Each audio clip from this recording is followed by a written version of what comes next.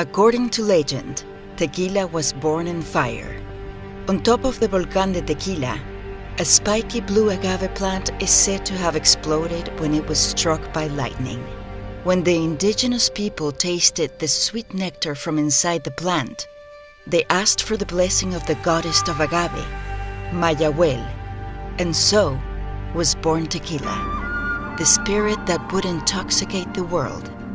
Today, the rich red soil of the Jalisco highlands produces some of Mexico's finest tequilas, among them the legendary Siete Leguas.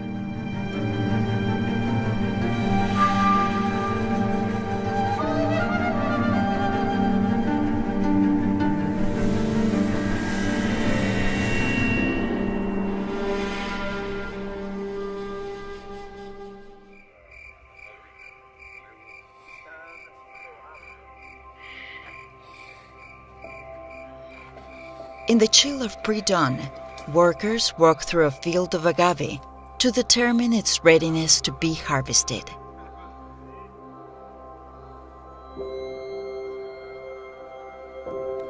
They check the conditions of the leaves, looking for traces of insects or other problems, and if all the signs are good, they will call in the crews of jimidores, the agave harvesters.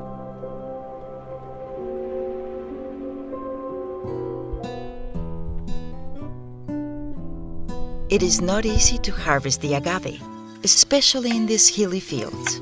First, the agave must be cut away from the root.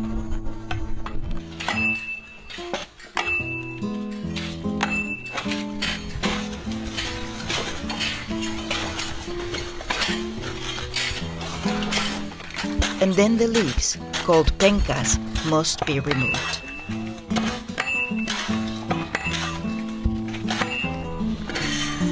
This is a dangerous operation that takes much skill and experience, using a sharp hoe-like tool called the coa of the jima, or simply coa.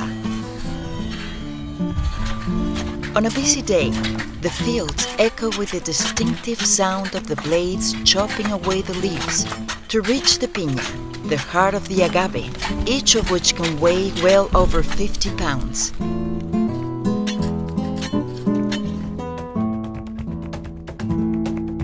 The easiest way to get the heavy piñas down the hilly terrain to the flat truck loading area is to use highly trained mules, which are bred in the U.S. state of Kentucky for this very purpose.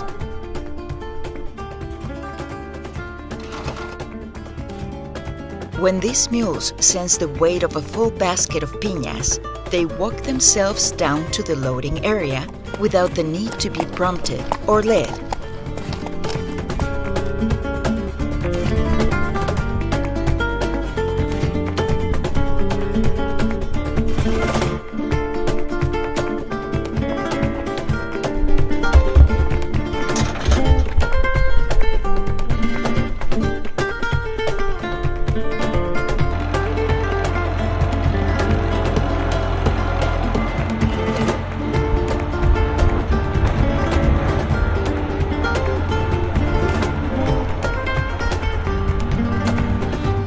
In an industry that is increasingly being dominated by multinational conglomerates and movie stars, Siete Leguas does things the traditional way.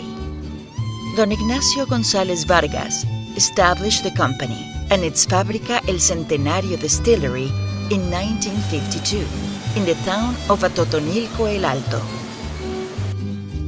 Here, the agave are roasted in brick ovens called molinos, and sugars are squeezed out of the fibers using a large millstone called a tajona wheel, which is hewn out of local volcanic rock.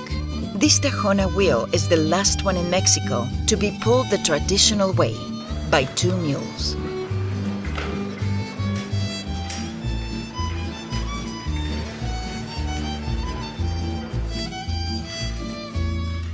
In a building that is part museum, part distillery, the agave extract is fermented in large tanks, using only natural yeasts and water from a spring called Taretan, located high in the hills above town.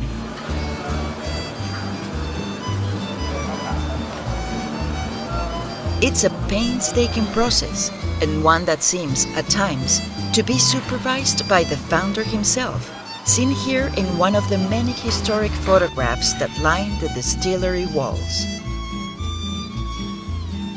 Between batches, the tanks are thoroughly washed out while the agave juice is being distilled 3 times in copper vats before being consigned to oak barrels, many of which are sourced from American bourbon makers, explains Beto Hernandez, one of the founder's grandsons.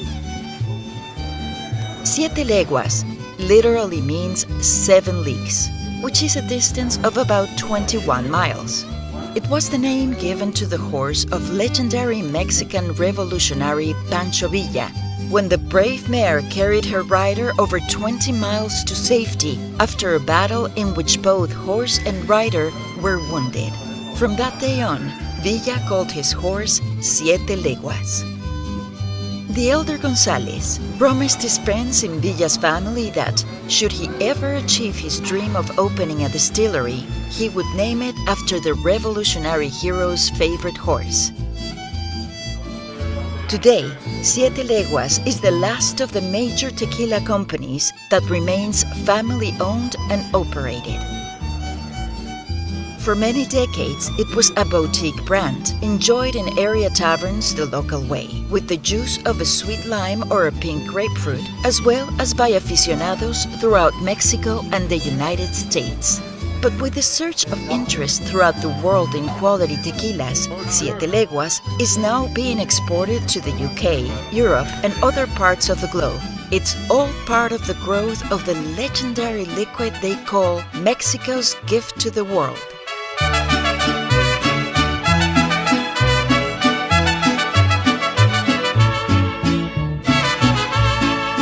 Siete leguas el caballo que Villa más estimaba. Cuando ya silbar los trenes,